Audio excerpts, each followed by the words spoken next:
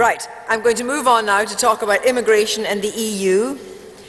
And the question that starts us off, is London able to survive as an economic hub if Britain leaves the EU? I think I have to come to Mark Reckless on that. Yes, I believe that London will prosper outside the European Union by trading with the whole world rather than by tying itself to one declining continent. We should have free trade deals with the key emerging markets in the world. We should have a proper free trade deal with the United States. And we should actually emphasize trying to open those overseas markets to what we do best, which is the business and the financial services exports. And I'm afraid when the EU negotiates on our behalf, it doesn't have those at the top of its agenda. I think it would be very difficult indeed for us to prosper in the way that we have, because not only is the EU our biggest and nearest market, it is the key that unlocks the door to the emerging market economies out there that we need to trade more into. And of course we get into those with the trade agreements that we reach with other countries through the EU. But can I also say, I don't just think there is an economic case for our involvement with the EU. There is a political and security argument to be made as well. Well, first of all, London's place in the EU, for example, trading more euros than the rest of the 27 countries in the euro put together. London actually trades more euros than all the ones who are in it. Puts London at a great position. But actually, London also trades more of the Chinese currency, and China isn't in the EU. Can London survive? Yes, London could survive. Do I want London and the UK to be outside of the euro? No, I want a euro that works for the people of Britain and the people of London. And I don't accept that the answer is you either stay in and you stay on the current conditions, which, for example, means that people can move here on a whim. It doesn't matter whether they're coming here for welfare or for work. So wait a minute, you move here on a whim. So basically the position would be there'd be a lot of hurdles to have to cross before any EU national got into Britain. No, that's the situation we want, is that people can come here for work, but they don't come here for welfare. And that is the renegotiation that we intend to put in place. And then the choice will be up to all of you. Everybody will get a vote on whether or not they want to stay within the EU or leave it by the end of 2017. And I just don't agree with this argument that I heard Tony Blair and others in Labour, Ed Miliband and others put forward, which is somehow we are not responsible enough to make a decision about the kind of Europe that we want to be in. That should be a choice for all of us here. And before I go to the others on the panel, I just want to make sure I pick up, there was a questioner with a microphone. To add to the debate, carry on please. When the Mediterranean's turning into a mass grave, and when people have completely failed to understand the differences between the terms like refugee, immigrant, asylum seeker, when I think everyone in this room would agree that London as a city is better for immigration, exactly, will the panel commit to a more responsible, positively framed and constructive, mature debate on immigration going forward? I think immigration has been such a benefit to our country and to this city. And when people talk about Europe, they often forget that we have 2 million of our citizens who go to other parts of Europe. Absolutely right. And we have 3 million jobs in our country dependent on Europe.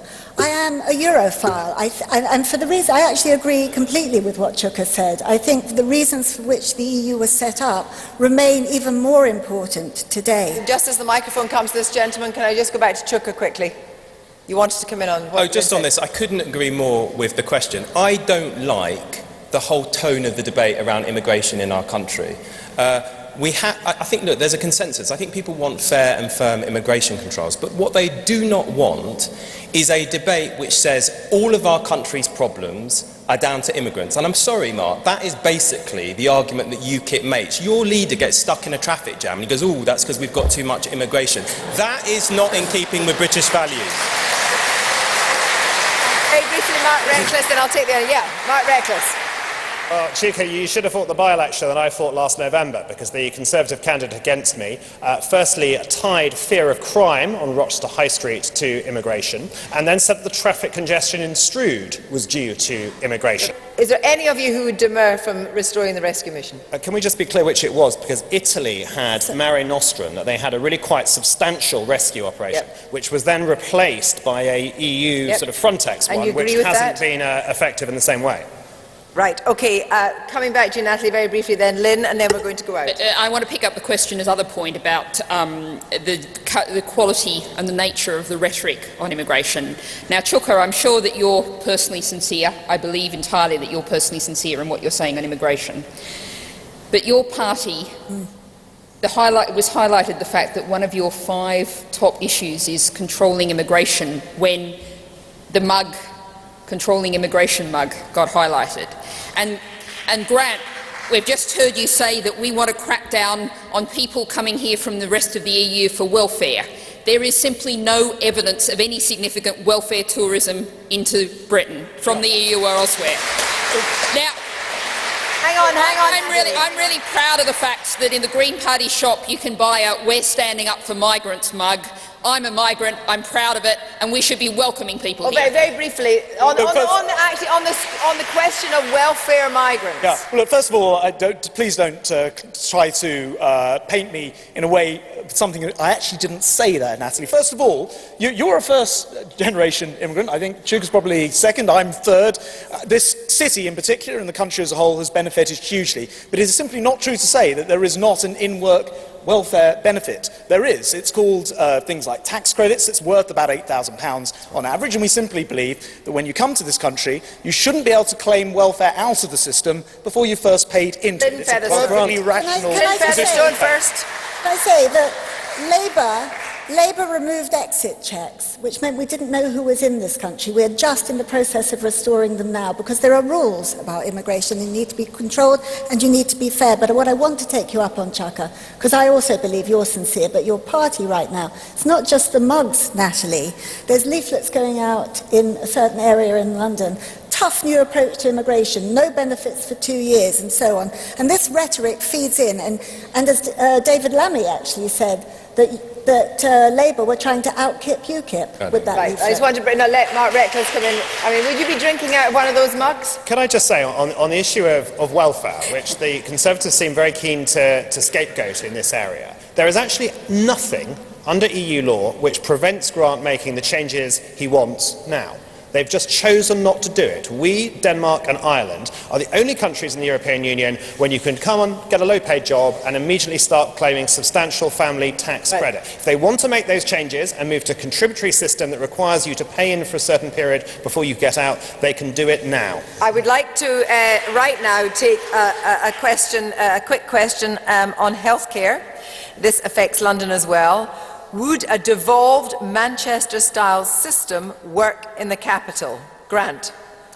Well, first of all, it's good to see in the capital that we actually have got more, for example, doctors and nurses come into the health system over the last few years. You cannot run a health system unless you have a healthy economy, and that is why everything that we do is about trying to get this economy recovered from that Great Recession. As Chuka said earlier on, London is a devolved administration, a devolved government. So the way that, for example, health develops in the future, whether or not London takes that on as Manchester has in their area, is a subject for the GLA, a future mayor, and the government to discuss. But we believe in devolution. We believe that areas are better when they run services closer to home. So we have no sort of principal objection to them working exactly that way. Right. Natalie. Well, I think there's grave concern about the Manchester arrangement because devolution being a step towards further privatisation of the already extreme privatisation that we're seeing in the NHS. Now, the Green Party, we believe that the profit motive has no place in healthcare. We can look at more devolution once we've got rid of the profit motive and got rid of the market mechanism. We want to introduce the NHS reinstatement bill, which Caroline Lucas, the Green MP, with MPs from other parties, introduced into the last Parliament. What we need to do is get our NHS both properly funded and run for the public good without the profit motive, 0% profit, not 5% profit as Ed Miliband's comfortable with. 0% profit, ensure that we're making decisions for health, not for profit. Thank you very much. Chuka, Umunna. Well, I think one of the biggest disasters of this government was their Health and Social Care Act, which is why we're going to repeal it if we're elected in May. But to go to the question, which is the principle devolution of healthcare, I don't think we can set our face against the principle of the devolution of healthcare if we want to integrate social, physical and mental health together. I think that can only really be done at a local level. There is, and there are issues about the detail in respect of Manchester, but the principle is not something I would set my face against. And frankly, we are far too centralised as a country. I'd like us to move more towards a federal model where we strip down what is done at the centre and give our cities and regions, cities like London, much more power. We subscribe to the principle of subsidiarity in the European Union, making decisions at the lowest level possible, but somehow we think that that shouldn't apply when we look in the domestic arena. I think it should.